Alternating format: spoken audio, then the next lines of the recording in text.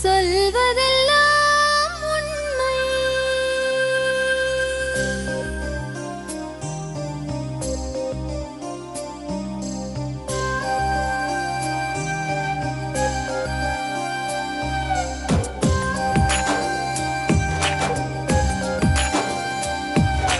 நிழலாய் வழிந்தோடும் ஒரு விழியின் கதையில் மெலிதாய் ஒரு சோகம், அதை அறிவார் எவரோ. பழுதாய் அலைந்தோடும் ஒரு வாழ்க்கை படகை முழுதாய் கரை சேர்க்கும் வழி சொல்வார் எவரோ. சொல்வதெல்லாம் உண்மை.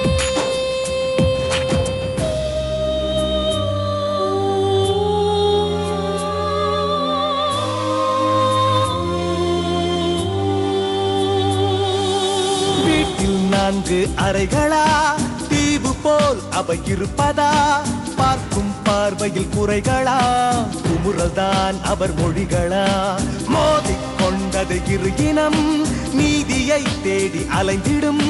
பாதிப்பென்ன பலனென்ன, பேசினால் தெளிவாகலாம். முரண்களை நீக்கி வரங்களாய் மாற்றலாம், நிலை மாறலாம் துளி அன்பிலே.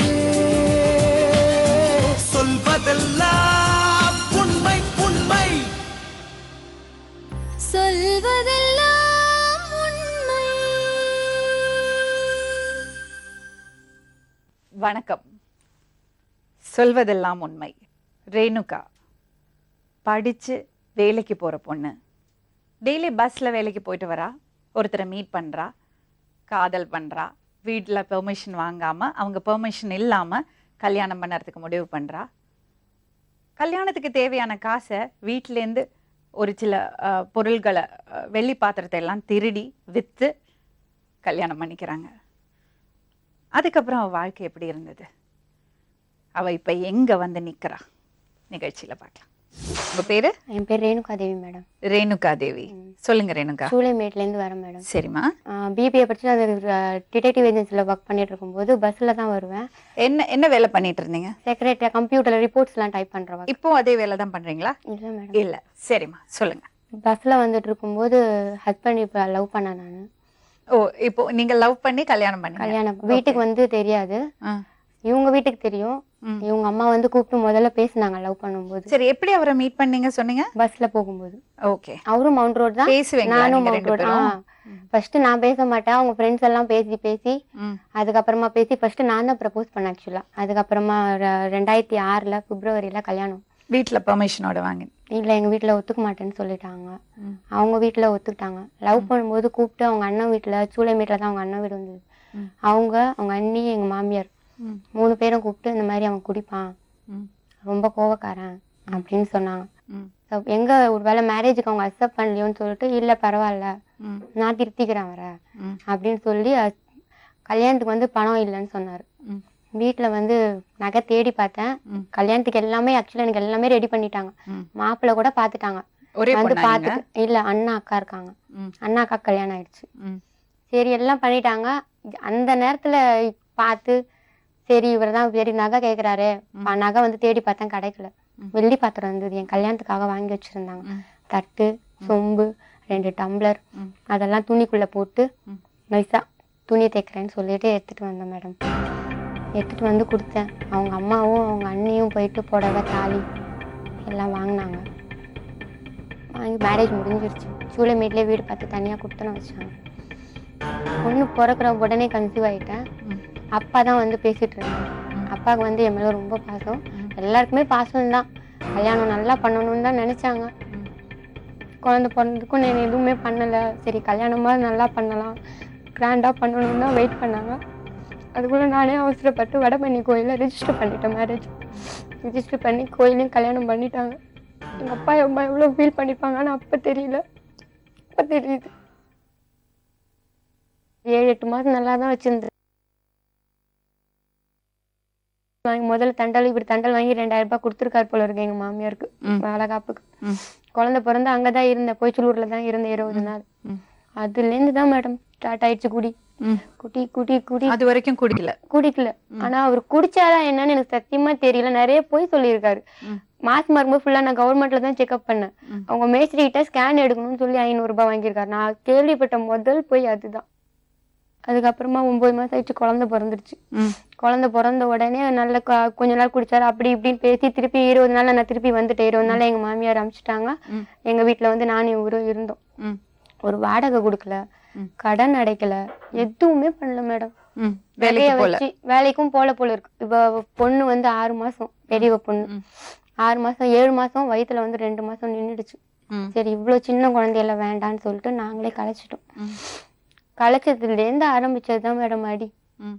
எதனால அந்த மாதிரி குடிச்சிட்டு அடிக்கிறாரு ஒண்ணுமே புரியாது மேடம். நல்லா பேசிட்டு இருப்போம், திடீர்னு போட்டு அடிக்க ஆரம்பிச்சிருவாரு. அடி நான் அப்படி தூக்கி போடுற மாதிரி தான். பக்கத்து வீட்டுல பார்த்துட்டு பாப்பாவை பார்த்துப்பாங்க, நான் வேலை செய்வேன் பாருங்க. இந்த பொண்ணு கல்யாணம் ஆகி மருமக வந்தாங்க. இவரு குடிச்சிட்டு அடிக்கிறத பார்த்துட்டு என்கிட்ட ஒரு மாதிரி சீடி எல்லாம் கொடுத்து கையை பிடிச்சாரு. யாரு? அவங்க வீட்டுக்காரர், அந்த பொண்ணோட வீட்டுக்காரர் பக்கத்து வீட்டுல. இவரு உடனே அடிச்சிருவேன் பிடிச்சிருவேன் அப்படின்னாரு. அப்புறம் இல்ல பேசி பார்க்கலாம் அப்படின்னு சொல்லி அவங்க அண்ணன் சொல்லியிருக்காரு. அந்த டேர்னிங்ல அந்த சந்தில நின்று பேசி பார்த்த உடனே இந்த மாதிரி ஆமா நான் தான் தப்பா நினைச்சிட்டேன், இனிமேல நான் நினைச்சு அந்த மாதிரி நடத்துங்க பாட்டேன். 2 அடி கொடுத்துட்டாரு. ஆனா இவரு இன்னும் எப்படி நான் என் பொண்டாட்டிய கையை பிடிக்கலாம்னு சொல்லிட்டு அடிச்சுட்டாரு. இனிமேல் நான் ஒழுங்கா இருக்கேன்னு சொல்லி. ஒழுங்கா இப்படி இந்த மாதிரின்னு தெரியுது இல்ல மேடம், ஒழுங்கா இருக்கலாம்ல மேடம். ஒரு 5 மாசம் கூட இல்ல, வைன் ஷாப்ல இவங்க 2 பேரும் பேசி ஃப்ரெண்ட் ஆகி. யார் 2 பேரும்? அந்த அவனும் இவரும் ஃப்ரெண்ட் ஆகி திருப்பியும் அவன் போன் நம்பர் வாங்கி வச்சிருக்கான். இவர் போன் என்கிட்ட கொடுத்துட்டு வேலைக்கு போவார் பாருங்க. போன் பண்ணி டார்ச்சர். முதல்ல போன் பண்ணுவோம், எனக்கு இவங்க தான் தெரியல, அவர் வேலைக்கு போயிருக்காருங்க, நைட் வந்துருவாருங்க, பேசிக்கோங்க அப்படின்னு. அதுக்கப்புறம் நீங்க தான் பேசுறீங்களா அப்படின்னு சொல்லிட்டு திருப்பி வேற சிம்லேருந்து போட்டு என் ஒய்ஃப் வந்து சரியில்லை, அவங்க அம்மா அப்பா கூடவே இருக்கா, உங்களுக்கும் உங்க புருஷன் சரியில்லை, நம்ம 2 பேரும் ஃப்ரெண்டா இருக்கலாம் அப்படின்னு சொன்ன உடனே கோவம் தாங்க முடியல. போனை சுவிட்ச் ஆஃபே பண்ணிட்டேன். இவர் லோனுக்கு எதுக்கோ கட்டும்போது என்ன சொன்னாரு, இவங்க கிட்டேருந்து 200 ரூபாய் வாங்கிக்கோ அப்படின்னு சொன்னார். என்ன நீங்க என்னதான் நினைச்சிட்டு இருக்கீங்க, அவங்க தான் ஒரு மாதிரின்னு தெரியுதுல்ல, திருப்பி அவங்க கிட்டே போய் வாங்க சொல்றீங்க, ஏன் என்ன ஆச்சு அப்படின்னு உடனே இந்த மாதிரி ஃபோன் பண்ணாங்க. நான் வெட்டிடுவேன், அதை பண்றேன். இவர் ஒயின் ஷாப்ல குடிக்கிறதோ இது பண்றதோ எதுவுமே என்கிட்ட சொல்ல. 10,000 ரூபாய் வேற தரேன்னு சொல்லியிருக்காங்க. அதே என்கிட்ட சொன்னாரு, 10,000 ரூபாய் தரேன்னு சொல்லியிருக்கான் வண்டி வாங்குறதுக்கு, காசு கூட திருப்பி கொடுக்க வேணான்னு சொல்லியிருக்கான் அப்படின்னு சொன்னார். எதுக்கு இவன் காசு கொடுக்கணும்னு சொன்னோம், எதுக்கு இவன்கிட்ட போய் இவர் வாங்கணும் அப்படின்னு பார்த்தா இந்த மாதிரி பேசி இந்த மாதிரி. அதுக்கப்புறமா நீங்க அடிக்கலாம் வேண்டாம், ஹவுஸ் ஓனர்கிட்ட போய், அவங்க அந்த இது காம்பவுண்டுக்கு ஹவுஸ் ஓனர் கிடையாது, வேற ஸ்ட்ரீட்ல இருக்காரு, அவர்கிட்ட போய் சொன்னோம். அவங்க வந்து இந்த மாதிரி, அவர் தான் இன்சார்ஜ், ஆக்சுவலா அவங்களோட அப்பா தான் இன்சார்ஜ், அந்த பொண்ணோட அப்பா. என்ன இந்த மாதிரி பேசுறாங்களாமே அப்படின்னு கேட்டதுக்கு, இவ தான் சரியில்லை, இவ எல்லார்ட்டையும் ஒரு மாதிரி தான் பேசுவா. யாரு? அந்த பையனா? அவங்க அப்பா, அவங்க மாமனார் சொல்ற இந்த மாதிரி இவங்க சரியில்லை. எனக்கு அழுக தாங்க முடியல மேடம். என்ன வாசல்ல கூட உட்காந்து பேச மாட்டேன். என்ன அவ்வளவு அப்பாவா நினைச்சிட்டு இருந்தேன். அவர் என்ன சொல்லிட்டாருன்னு சொல்லிட்டு இவர் அடிச்சிட்டு, நான் அடிச்சா வேற மாதிரி போகும், வேண்டாம் நான் கம்ப்ளைண்ட் கொடுக்குறேன், என்ன எப்படி அவர் சொல்லலாம், நல்லா சாப்பிட்டுட்டு இருக்காங்க. எனக்கு அழுக தாங்க முடியல. அவன் ஊருக்கு போயிட்டான், ஊரோட அப்படியே செட்டில் ஆயிட்டான். இப்ப அந்த தொந்தரவு இல்ல உங்களுக்கு? ஆனா அந்த போலீஸ்ல கம்ப்ளைண்ட் பண்ணி அதுக்கப்புறம் அவங்க கேட்டதுக்கு, ஆமா நான் இந்த மாதிரி பேசிட்டேன், என்ன மன்னிச்சிருங்க அப்படின்னு. இவங்க மாமனார் மாமியார் தெரியல, அதனால நான் அந்த பொண்ணுகிட்ட அந்த மாதிரி பேசிட்டேன்னு சொல்லி அந்த பிரச்சனை முடிஞ்சது மேடம். சோ உங்க ஹஸ்பண்டாலதான் இந்த மாதிரி ஒரு சிச்சுவேஷனே. புருஷங்க தான் மானத்தை காப்பாத்தணும், புருஷன் தான் எனக்கு எதிரியாவே இருக்காரு.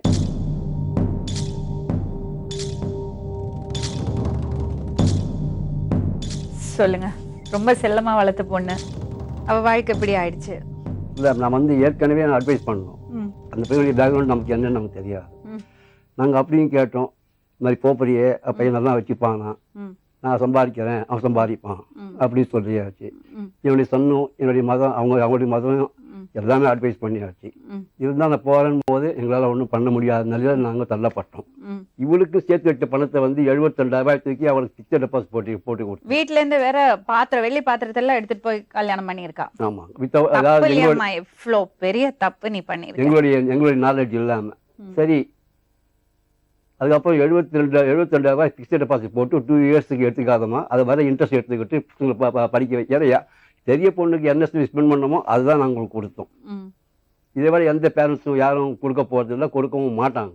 சரி, இப்ப என்ன பிரச்சனை? இப்ப எப்படி இருக்கு நிலைமை? அதேதான் மேடம், கண்டினியூ குடிக்கிறது அடிக்கிறது. அது மட்டும் இல்லாம பக்கத்து வீட்டு அந்த பிரச்சனை முடிஞ்சது. திருப்பியும் கன்சீவ் ஆன மேடம். கன்சீவ் ஆன உடனே என்ன பண்ணாரு, 5 months இருக்கும். கன்சீவ் ஆன நேரத்துலேருந்து அடிக்க ஆரம்பிச்சு அடி வயித்துல அடிச்சு அபார்ஷன் ஆயிடுச்சு. அப்பவே அவங்க அம்மா சொன்னாங்க, அவ்வளோ அடிக்கிறது வேற என்னம்மா பண்ணிட்டு இருந்த? நம்மளால எதுவுமே பண்ண முடியாது மேடம். இப்படினால கையை முடிக்கிடுவார், ஒண்ணுமே பண்ண முடியாது. அவர் வருவார் பாருங்க, அவருக்கு சுத்தமா நம்மளோட எதிர்த்து எதுவுமே பண்ண முடியாது. அபார்ஷன் ஆனோடனே அவங்க கேஎம்சியில் அட்மிட் பண்ண அவங்க அப்பவே அவங்க அம்மா சொன்னாங்க, ஆப்ரேஷன் பண்ணிடலான்டா, நீ கையெழுத்து ஒன்று போடுறா, பொண்ணு உடம்புல ஒண்ணுமே இல்லை, ஆப்ரேஷன் இல்லை, பையன் வேணும். ஒரு பொண்ணா உங்களுக்கு? ஃபர்ஸ்ட் பொண்ணு. சரி, இப்போ அபார்ஷன் எப்படி ஆச்சு? வயிற்றுல அடி வயிற்றுல எட்டி வச்சு மென்சஸ் ஆகி அப்புறம் டாக்டர் சொன்னாங்க, இல்லை அபார்ஷன், குழந்தை ஒரு மாதிரி உருவே கலைஞ்சு போச்சு. எத்தனை மாசம்? 5 மாசம் பையன். எவ்வளோ டேஞ்சரஸ்! 5 மாசத்துல அபார்ஷன் ஆகுது. திருப்பியும் ஒரு வருஷம் இருக்கும். திருப்பியும் கன்சீவா இருக்கும்போது என்ன பண்ணாரு, குடிக்க போறேன் சாப்பிட்றதுக்கும் காசு தர மாட்டாரு. நல்ல சம்பளம் மேடம், ஆனா போய் சம்பளமே வாங்கலன்னு தான் சொல்லுவாரு. போய் குடிச்சிட்டு வருவாரு. காசு டெலிவரிக்கு டேட் நெருங்கிருச்சு, 3/4 நாள் என்ன பண்ணுவேன், வெளியில வந்து உட்காந்துக்குவேன். அடிச்சுட போறாரு, இவ்வளவுதான் இருக்கும் ரூம். தூங்க விட மாட்டாரு, கையை காலட்டமா தூக்கி போடுறது, கட்டில் நடுவுல பிளைவுட் இருக்குமா, கட்டில இருந்தா கூட அப்படியே தூக்கிடுவாரு, அப்படியே காலை வச்சு தூக்கிடுவாரு, படுக்கவே விட மாட்டாரு. இந்த வேர்ல்டு கப் நடந்த அன்னைக்கு என்ன பண்ணாரு, ஃபுல் குடி. பையன் வந்து வயிற்றுல 7 மாசம். அப்ப படுத்துட்டு இருந்தேன், என்ன தூங்குறேன்னு, சரி ஏதாவது முடிச்சுட்டு இருந்தா ஏதாவது பிரச்சனை வரும்னு சொல்லிட்டு மூடிட்டு இருந்தேன் மேடம். இழுத்து காலை பிடிச்சி எட்டி வச்சு குழந்தை தூங்கிட்டு இருக்கா பொண்ணு, பிஸ்கட்டோட அப்படியே பிடிச்சி இழுத்துட்டாரு. பிரெக்னண்டா இருக்கும் 7 மாசம் பையன் இழுத்துக்கிறாருன்னு சொல்லிட்டு, இனிமேல் இருந்த வயகம் தள்ளி விட்டுட்டு வெளில தாப்பால் போட்டுட்டு பக்கத்துல அவங்க மாமா வீடு இருக்கு, அங்க போய் இருந்தோடனே காலையில எழுந்துச்சு வந்து என்ன நடந்தது ஏது நடந்தது எதுவுமே கேட்கல. அங்க இருக்கிற ஸ்டூல் எடுத்து மண்டையில போட்டு உடச்சிட்டாரு மேடம். பையன் டெலிவரிக்கு 2 நாளைக்கு முன்னாடி என்ன பண்ணாரு, குடிக்கிறதுக்கு போனாரு. வேணாங்க, அப்ப குடிக்க போறாரு. 100 ரூபாய் வச்சிருந்தாரு. நாளைக்கே டெலிவரினா என்னங்க பண்றது, அந்த 100 ரூபாய் இருக்கட்டுங்க. எத்தனை மாசம் அப்போ? 9 மாசம் மேடம். 9 மாசம். டெலிவரிக்கு டேட் நெருங்கிட்டு இருக்கு. ஜூன் 15 டேட் கொடுத்தாங்க. ஜூன் 5ஆம் தேதி அன்னைக்கு ராத்திரி நான் சொல்லிட்டு இருக்கேன், போகாதீங்க இருக்கட்டும் அப்படின்னா, இல்ல நான் போவேனாரு. சும்மா நான் என்ன பண்ணேன், விளையாட்டுக்கு கதவை தாப்பால் போட்ட உடனே கதவை உடைச்சிட்டு வந்து இப்படி ஏடா கூடமா இப்படி உட்காந்துருந்தேன். பொண்ணு நானும் வச்சு துப்பட்டால பிடிச்சி இப்படி ஒரு இருக்கு இப்படி தூக்கி இப்படி உட்கார வச்சாரு மேடம். அதோட மட்டும் நிறுத்தல, செப்பல் எடுத்து இனிமேல் இப்படி பண்ணுவியான்னு சொல்லிட்டு தலையிலே போட்டு அடின்னு அடிச்சாரு. அடிச்ச உடனே காலையில எழுந்திரிச்சு பாட்டுன்னு போயிட்டாரு. வலி வந்துருச்சுன்னு சொல்லிட்டு போயிட்டேன் ஹாஸ்பிட்டலுக்கு போனேன். ஸ்கேனில் பார்த்துட்டு குழந்தை ஒலாத்துறதே தெரியலம்மா, சுத்தமாக தெரியல, உனக்கு எதாவது தெரியுதானே, எனக்கு விட்டு வலி தான் தெரியும். அப்புறம் பார்த்தா பையன் இறந்தே பிறந்தது. மறுபடியும் மாசமா இருந்தேன் சொல்றியே, ஆபரேஷன் பண்றது சிஸ்டரே செஞ்சிட்டாங்க மேடம். இதுல பாதி பிரச்சனையும் ஒன்னாலேயே வந்தது. நீ ஜாகிரதையா இல்லாம, நீ தைரியமா இல்லாம வந்தது. உங்களுக்கு எப்படி சார் இருக்கு இந்த மாதிரி நடக்கும்போது? நம்ம எவ்வளவு அட்வைஸ் பண்ணி என்னடா பண்றேன்னு கேட்க தோணலையா? பட் நான் பண்ணிருப்பேன் நான். பட் வந்து இதனுடைய பொண்ணுடைய வாழ்க்கை போயிடுவேன் அப்படின்னு ஒரே வாழ்க்கை போய் இதை விட என்னங்க போனோம், பொண்ணு வாழ்க்கை போயிடுவேன். உட்காந்துருக்கீங்க, பிடிச்ச 2 கொடுத்து கேட்க வேண்டியதானே. கம்ப்ளைண்ட் கொடுக்கலாம், என்னால அதான் நாங்க கம்ப்ளைண்ட் கொடுத்துருக்கேன் மேடம். சூளைமேடு போலீஸ்லயும் கம்ப்ளைண்ட் கொடுத்துருக்கேன். குடிக்க மாட்டேன், அடிக்க மாட்டேன். இப்பெல்லாம் என்ன தெரியுமா மேடம், பேர் சொல்லியே கூப்பிடுறது.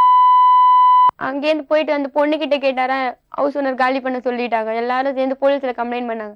ரேஷன் கார்டை கொண்டு போய் வச்சுட்டாரு. திருப்பி கம்பளை வச்சு போய் ரேஷன் கார்டு வாங்கவே இல்லை மேடம். ரேஷன் கார்டு வாங்கவே இல்லை. அதுக்கப்புறம் வேற ஒருத்தங்கிட்ட சொல்லி 1 மாசம் ஆயிடுச்சு.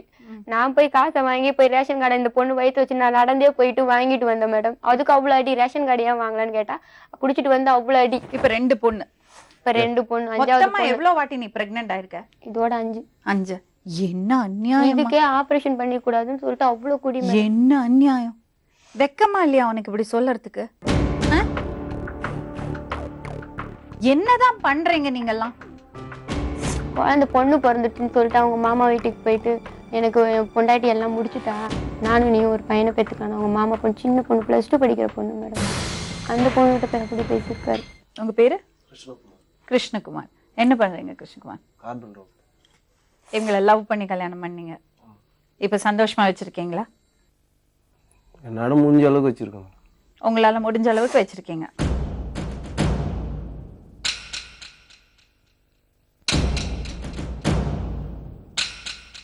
அவங்க நிற மாசம் கர்ப்பிணியா இருக்கும்போது என்ன பண்ணீங்க நீங்க அவங்கள?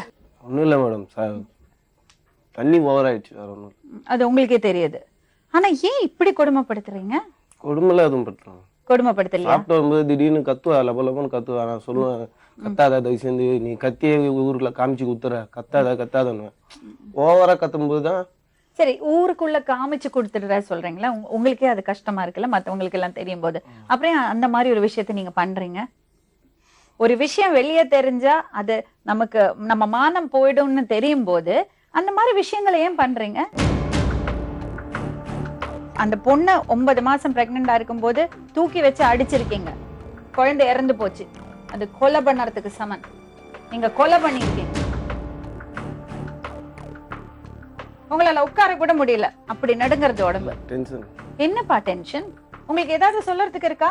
இவ்ளோ நல்ல பொண்ணு, நல்ல ஃபேமிலில இருந்து வந்திருக்கா, உங்களை விரும்பி கல்யாணம் பண்ணிருக்கா, நீங்களும் நல்லா இருக்கீங்க, ஸ்மார்ட்டா இருக்கீங்க, எதுக்கு இப்படி வாழ்க்கைய கெடுத்துக்கிறீங்க? சின்ன எவ்வளவு வயசாச்சு உங்களுக்கு? 30 வயசு. ஏன் இவ்ளோ நடுங்கிறது உடம்பு? 3 நாளா ஃபுல் சரக்கு மேடம். காலையில 6 மணிலேருந்து ஆரம்பிச்சாருன்னா நைட்டு 11 மணி வரைக்கும் 3000 ரூபாய் அட்வான்ஸ் வாங்கியிருக்காரு போல இருக்கு. வேலை ஸ்டார்ட் பண்ணி வீட்டுக்கு 1 ரூபாய் கொடுக்கல. வேலையெல்லாம் எப்படி? அவர் நல்லா செய்வார் மேடம். ஆனா சொந்த வேலை எடுத்தாருன்னா இந்த நிலைமை தான். அப்ப அவருக்கு குடிதான் பழக்கம். குடிதான் மெயினே. ட்ரீட்மெண்ட் எடுத்துன்னு சொன்னா நான் எடுத்துக்கிறேன். வேலையெல்லாம் ரொம்ப நல்லா பண்ணுவார். வேலையெல்லாம் நல்லா பண்ணுவார் மேடம். கிருஷ்ணகுமார், என்ன ஆறுது உங்களுக்கு? ஏன் இப்படி நடந்துக்கிறீங்க? குடிச்சதுன்னா குடிச்ச வயத்துல இல்ல இருக்கணும். மேடம், நான் வெளியே வந்து பொண்டாட்டி இப்படி தொந்தரவு பண்ண கூடாது. சைலண்டா தான் இருப்பேன். இவங்க கத்த ஆரம்பிச்சிடாங்க, லபலபன்னு குஸ்டன்டா. மேடம் வாடகை கொடுக்கல, கடன்காரங்களும் நம்ம போய் சொன்னோம். இவரு குஷ்டு வந்து பட்டா லோன்காரங்க வந்துருவாங்க மேடம். இருங்க, குடும்பத்துக்கு எவ்வளவு பணம் கொடுத்தீங்க நீங்க மாசத்துக்கு? மாசம் எல்லாம் கிடையாது, மாசத்துக்கு எவ்வளவு பணம் கொடுத்தீங்க செலவுக்கு? செல்மி, வாடகை குத்தியா, பாலட்டை குத்தியா, ரேஷன் குத்தியா, கேஸ் குத்தியா, எது குத்தியா? கேஸ் உருப்படை இது வரைக்கும் ஒண்ணு வாட்டி கூட வாங்க. என்ன குத்தி சொல்ல பாக்கலாம் நீங்க? கேஸ் குச்சி இந்த காசுல இருந்து 200 ரூபாய் எடுத்து போயிருக்காரு. இப்போ லோன்ல சார் வந்து என்ன நின்று எப்படி தெரியுமா, இப்பவே எடுத்து வைங்க, மாசம் லோன், அதுலதான் இப்ப அட்வான்ஸ் கொடுத்தோம். அந்த முதல்ல வந்து வாடகை கொடுக்கறதுக்கு, அட்வான்ஸ் கொடுக்கறதுக்கு அந்த இங்க எஸ்கேப் ஆகி போயிட்டாரு. நான் என்னுடைய பேங்க்ல எடுத்து அட்வான்ஸ் பே பண்ணிருக்கேன். அதுல இன்னும் 5000 பெண்டிங் இருக்கு. அதுல இப்ப 3 வந்திருக்கு. அழகா மானம் போக கூடாது, அந்த மானம் போக கூடாது. மானத்துக்கு காப்பாத்து லக்கி வந்தாரு. இப்ப காலி பண்ண சொல்லிட்டாங்க. வந்து 1 வீக் தான் ஆகுது. இவர் குடிச்சிட்டு வந்து படுத்துக்கிறத பார்த்து நான் கத்துனேன்னு சொல்றாரு. எல்லா இடத்துலயுமே நான் கத்துனேன்னு சொல்றாரே தவிர இவர் பண்றதோ ஆடிட்டு வர்றதோ அசிங்கமா பேசுறதோ அதெல்லாம் தெரியல. பேரே சொல்லி கூப்பிடுறது இல்ல மேடம். ரேணுகான்னு சொல்லி எவ்வளவு நாள் ஆகுது தெரியுமா? இவ்வளோ நல்லா படிச்ச பொண்ணு, இதெல்லாம் தேவையா உனக்கு? தேவையா? இப்படி போய் மாட்டிக்கிறீங்க. ஏன்பா குடிச்சுதான் நாசமா போனோம்னு முடிவு பண்ணிட்டேனா ஏன்பா கல்யாணம் பண்ற? ஏன் காதல் பண்ண? எனக்கே தெரியல ரீசன் ஏன் இப்படி ஆயிட்டேன். அப்படியா? சொன்னேன் நானு. சரி, இப்போ அந்த ஆட்ல வருதுல்ல குடி நிறுத்துறதுக்கு, அதை வாங்கி சாப்பிட்டு ஒழுங்கா இருக்கிறான்னு சொல்லிட்டு தான் இருந்தேன். அதுக்குள்ள திடீர்னு உங்க அம்மா அப்பா ட்ரீட்மெண்ட் இதா பண்ணிக்கலாம் நீங்க? உங்க அம்மா ட்ரீட்மெண்ட் கொடுத்தாங்கல்ல எங்க, அப்படி ஸ்டாப் பண்ணிக்கலாம் நீங்க? அதுதான் சொல்றேன், ஸ்டாப் பண்ண முடியல. கேட்கலாம், காரணம் சொல்லுங்க. ட்ரீட்மெண்ட் பண்ணாங்க இல்லையா உங்க அம்மா, ரூபா செலவு பண்ணி? அப்ப என்ன சொன்னாங்க எனக்கே தெரியுது, ஓவரா நம்ம சாப்பிடுறோம், அதனால நம்ம நிறுத்திக்கணும்னு நானும் சொல்லின்னு தான் இருக்கிறேன். சரி கிருஷ்ணகுமார், நீ இப்ப சொல்றத நான் ஏத்துக்கிறேன். அதுக்கு என்ன பண்ணணுமோ ட்ரீட்மெண்ட் பண்ணலாம். ஆனா குடிச்சா எப்படி இப்படி அடிக்கிற நீ அவங்கள? அது தப்பு இல்ல. அது நம்ம போதையில இருக்கும்போது அதெல்லாம் கிடையாதுப்பா. அதெல்லாம் உனக்கு அந்த திமிரு எங்க வருது? எவ்வளவு பாட்டுல எவ்வளவு இருக்குன்னு, அந்த போதையில எவ்வளவு போதையிலயும் அவ்வளவு வச்சிருக்கோன்னு தெரியுது, பணம் எவ்வளவு வச்சிருக்கோன்னு தெரியுது. ஆனா மறுநாள் அடிச்சது மட்டும், அசிங்கமா பேசுனது மட்டும் தெரியலன்றாங்க. மொத்தமா உங்க லைஃப கம்ப்ளீட்டா மிஸ்மேனேஜ் பண்ணிட்டீங்க. இதுக்கு மேல இன்னும் சீரழிய முடியாது. 2 பேரும் சின்னவங்க. இப்படி பாரு நடுங்குறப்பா நீ. எனக்கு நான் நீங்க உள்ள வரதுக்கு முன்னாடி அவ்வளவு கோவமா இருந்தேன். உன்னை அப்படி திட்டணும்னு நினைச்சேன். பார்த்தா எனக்கு திட்டவே முடியல. பரிதாபமா இருக்கு உன்னை பார்த்தா. நல்ல வாழ்க்கையை இப்படி கெடுத்து குட்டிச்சவரை பண்ணிட்டு இருக்கேன்னு.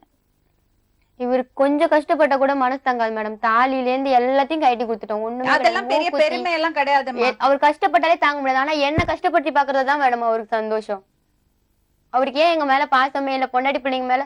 குழந்தை இப்ப கை குழந்தைக்கு சீல பேதி மாதிரி ரத்தமா போச்சு, செத்து போட்டோம். காலம் வச்சு கொன்னுடுவேன். ஹாஸ்பிட்டலுக்கு பைசாவே கொடுக்கல மேடம். பணம் வச்சிருக்காரு பாக்கெட்ல. நான் சின்ன அந்த மெட்டியை வச்சு போய் ஹாஸ்பிட்டல்ல போய் பார்த்துட்டு வந்தேன் நான். என்ன பண்ணலாம் கிருஷ்ணகுமார்? உங்களுக்கு இந்த மாதிரி ஒரு பொண்டாட்டியும் குழந்தைங்கள தேவையில்லை இல்ல? உங்களுக்கு யூ டோன்ட் டிசர்வ். இன்னும் புருஷன் மேல உனக்கு பாசம் இருக்கா? எனக்கு வெறுத்து போச்சு மேடம்.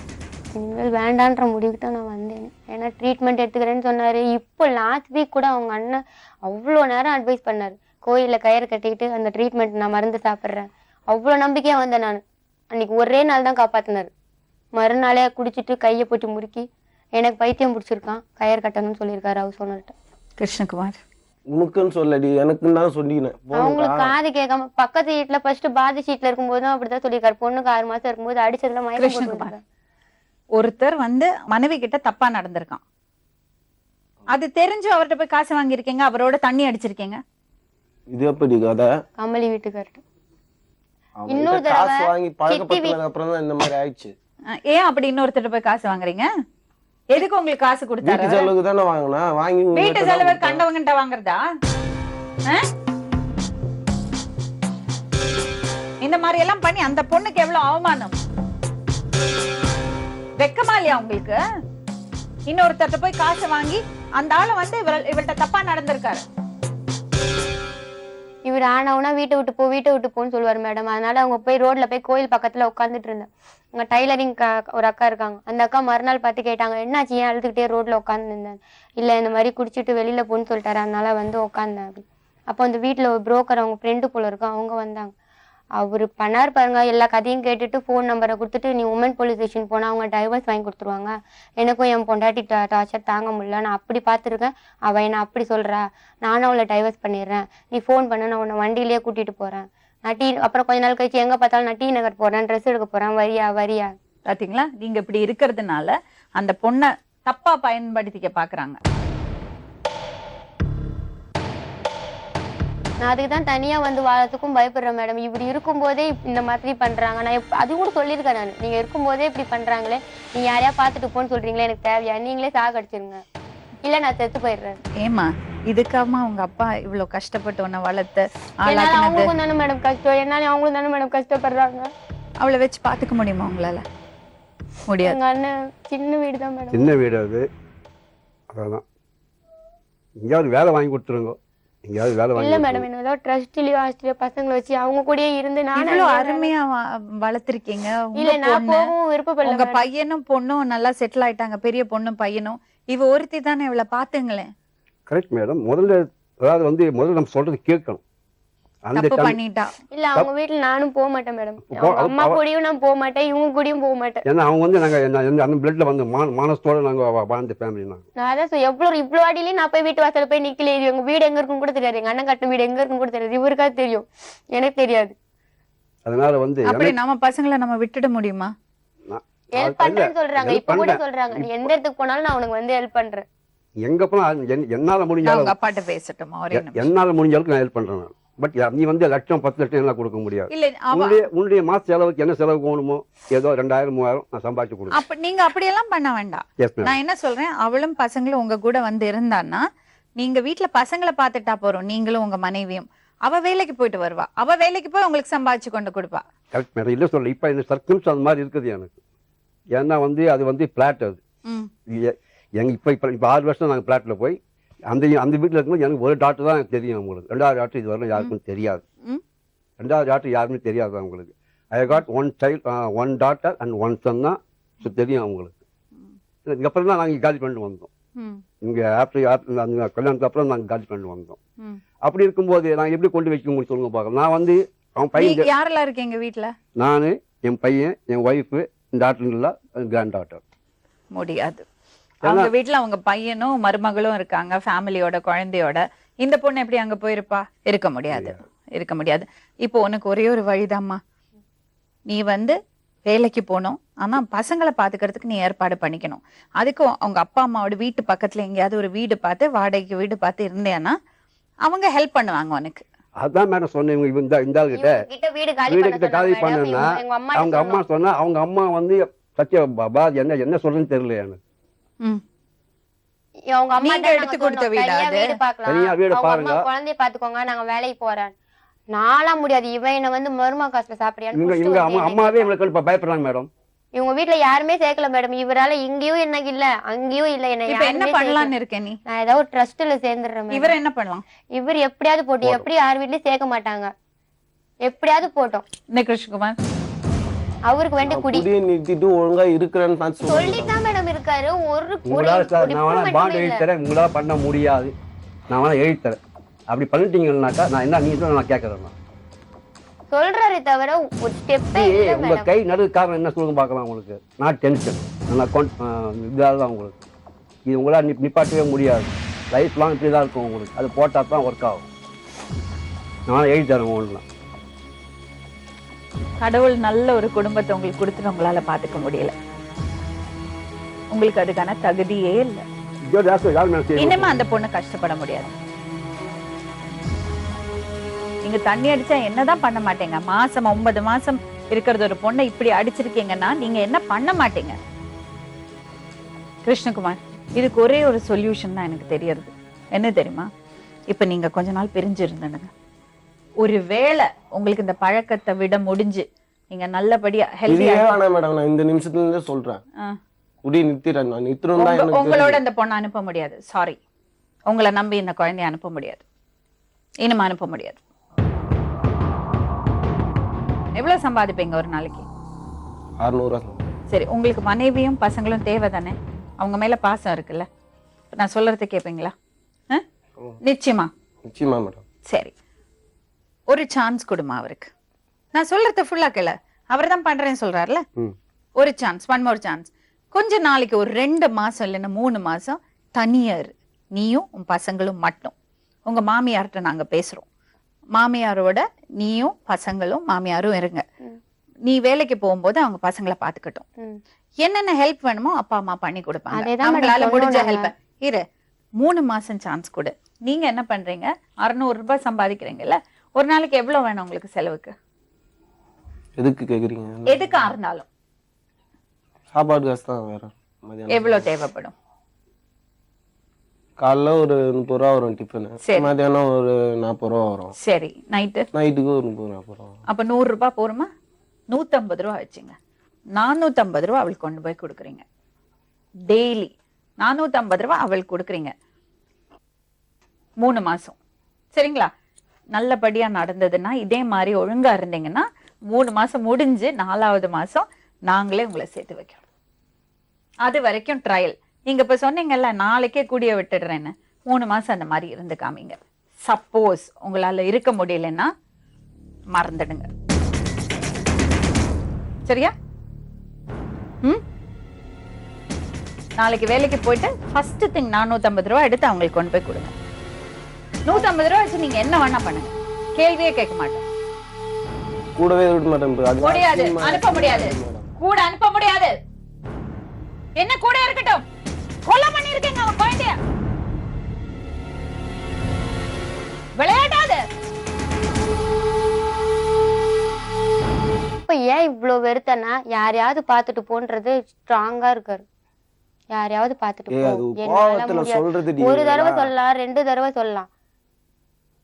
வர்ற தண்டல்காரங்க எல்லாம் பதில் சொல்லலாம். அவங்க யாராவது கூட அப்படி வேணும்னு சொல்லுவாங்க, ஒரு கோவத்துல சொல்றதுதான். என்ன கோவம் என் மேல? இந்த என்ன பாருப்பா கோவம்? கிருஷ்ணகுமார், நீ கோவத்துல சொல்றது நான் ஓகே விடுறேன்.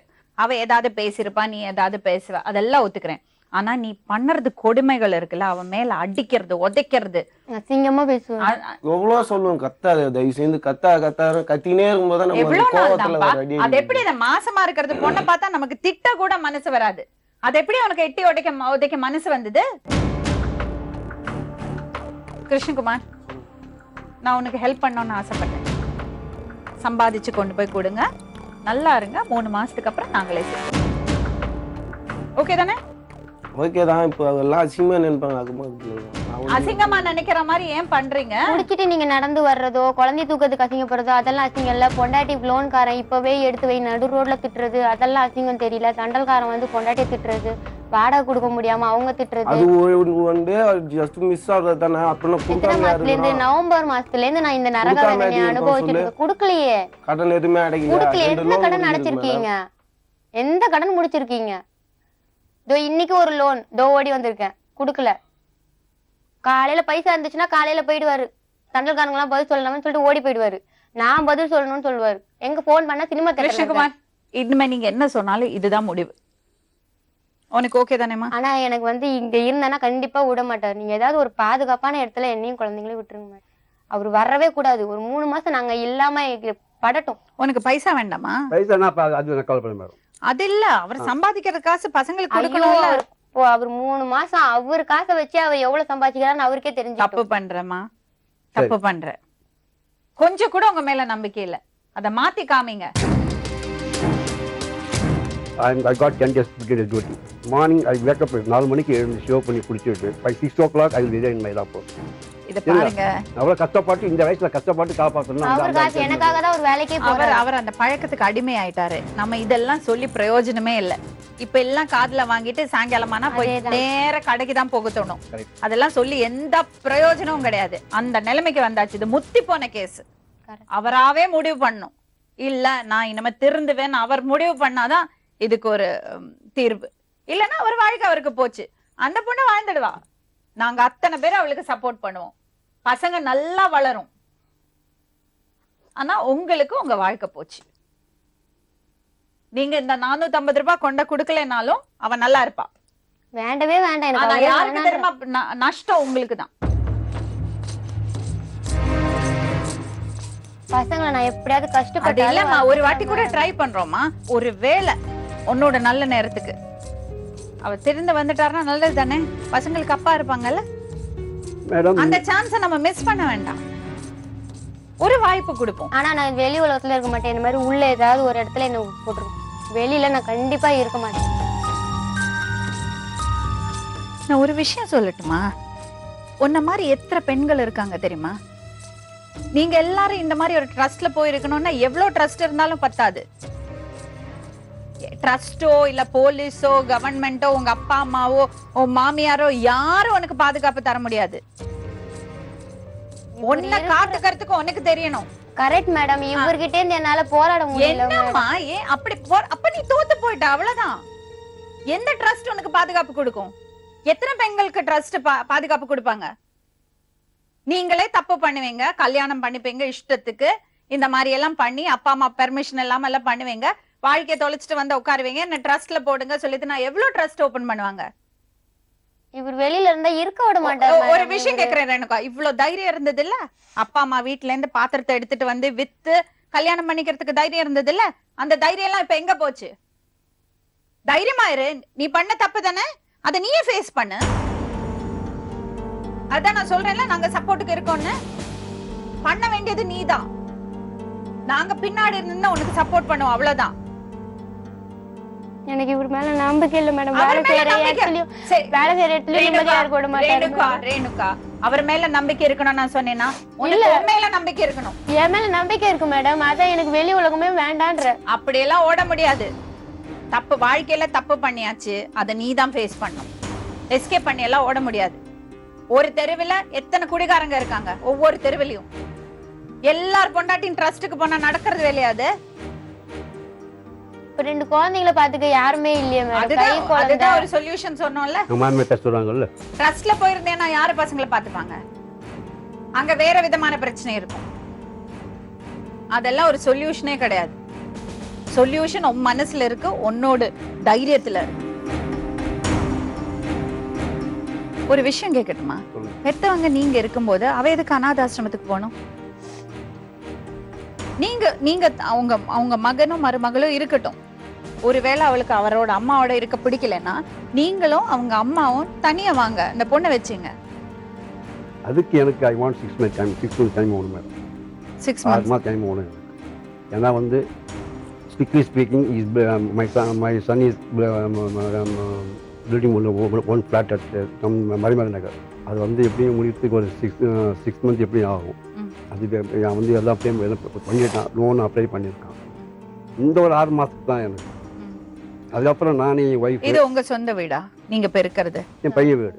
அப்போ அங்க மறைமலை நகர் அது என் பையன் வீடு. சரி, அப்போ நீங்க சம்பாதிச்ச வீடு கட்டல இல்லை. ஆனா உங்கள்ட்ட கொஞ்சம் ஃபிக்ஸட் டெபாசிட் எல்லாம் இருக்கும்ல? ஃபிக்ஸட் பண்ணி பையன் கொடுத்துருவேன். நான் எதுவும் வச்சுக்க மாட்டேன். நான் எனக்கே தான் முக்கால்வாசி கொடுத்தாரு மேடம் எல்லாத்தையும். சரி, நீ வேலைக்கு போமா, நீ படிச்சிருக்கியே, வேலைக்கு போறோம். வேலைக்கு போய் வீடு வாடகை கேடு, உங்க அப்பா அம்மாவை கூட கொண்டு போய் வச்சுக்கோ. அதுக்கு தான் மேடம் நான் சொன்னோம். இப்போ பொய்ச்சூழல் எங்கள் அஸ்னாபத்துலேருந்து பொய்ச்சூழல் பஸ் போகுது, அவங்க அம்மாண்ட எவ்வளோ அட்வைஸ் பண்ணணும், நீங்கள் போப்பா அப்படின்னு. 2 பேரும் காலேஜ்ல இன்டர்வியூ வந்து இன்டர்வியூ வாங்கி கொடுத்தேன் மேடம். இத பாருங்க, அவரோட கதை முடிஞ்சு போச்சு. சரிங்க மேடம். இன்னும் அதை பத்தி நம்ம பேச விரும்பல. Okay madam. ஒருவேளை 3 மாசம் கழிச்சு அவர் திரும்பி வந்தாருன்னா பாப்போம். சரி மேடம்.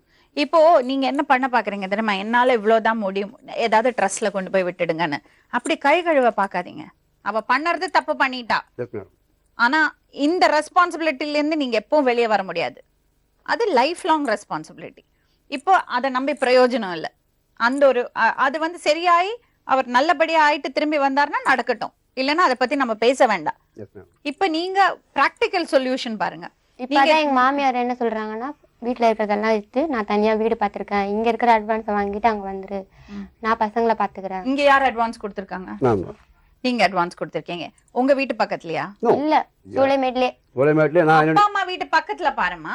அதான் அப்பா வீடும் மாமியார் வீடும் நடுவுல தான் இருக்கு. சரி, நீ வேலைக்கு போனா உனக்கு எவ்வளவு சம்பளம் கிடைக்கும்? எப்படி 7 ல இருந்து 8. அப்புறம் என்ன அதை பண்ணு. தைரியமா இரு. தேவையில்லாம அவர் தொந்தரவு பண்ணாருன்னா எங்களை போன் பண்ணு, சரியா? அதே மாதிரி நீங்களும் தான். Yes ma'am.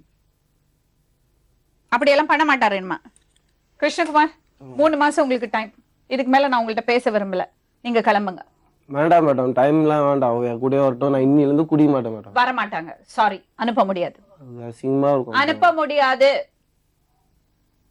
நீங்க முதல்ல குடிக்காம 3 மாசம் இருங்க, அதுக்கப்புறம் அவளுக்கு அனுப்பு. அந்த வீடு வேற காலி பண்ண சொல்றாங்க. நான் ஒரு ஆள் என்ன பண்ணுங்க? போய் வேலை பண்ணுங்க.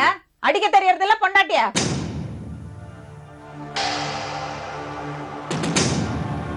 உங்களோட அவளை அனுப்ப முடியாது. நீங்க கிளம்புங்க.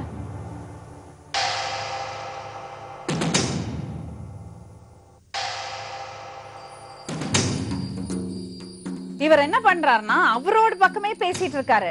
அவருக்கு அதெல்லாம் பிரச்சனையே இல்ல. அவ பட்ட கஷ்டம், அவ அனுபவிச்சது எதுவுமே அவருக்கு பிரச்சனை இல்ல. அந்த குழந்தை இறந்து போனது கூட அவருக்கு பிரச்சனை இல்ல. சித்திரவதை அனுபவிச்சிருக்கா, அனுபவிச்சுட்டு தான் மேடம் இருக்கேன். அதெல்லாம் பிரச்சனையே இல்ல அவருக்கு. இதை தவிர வேற எதுவும் சரிப்பட்டு வராது. பிராக்டிக்கலா பார்க்க போனோம்னா அப்பா அம்மாவோட சப்போர்ட்டோட, மாமியார் சப்போர்ட்டோட அவ பசங்களை வளர்க்கட்டும். அந்த பையன் ஒரு வேளை திருந்தி வந்தாருன்னா சேர்த்து வைப்போம். இந்த நிகழ்ச்சியை பார்த்துட்டு இருக்கிற மற்ற பெண்கள், சின்ன பொண்ணுங்க, வேலைக்கு போற பொண்ணுங்க, படிக்கிறது பொண்ணுங்க, அவங்க வந்து இது ஒரு உதாரணமா எடுத்துக்கணும். அப்பா அம்மாவோட பெர்மிஷன் இல்லாம, வீட்டுக்கு தெரியாம இப்படி போய் காதல் பண்ணி கல்யாணம் பண்ணி இந்த மாதிரி வாழ்க்கை சீரழிஞ்சு போயிடக்கூடாது. ஜாகிரதையா இருக்கணும். நாளை மறுபடியும் இன்னொரு உண்மை சம்பவத்துடன் உங்களை சந்திக்கும் வரை நன்றி, வணக்கம். சொல்வதெல்லாம்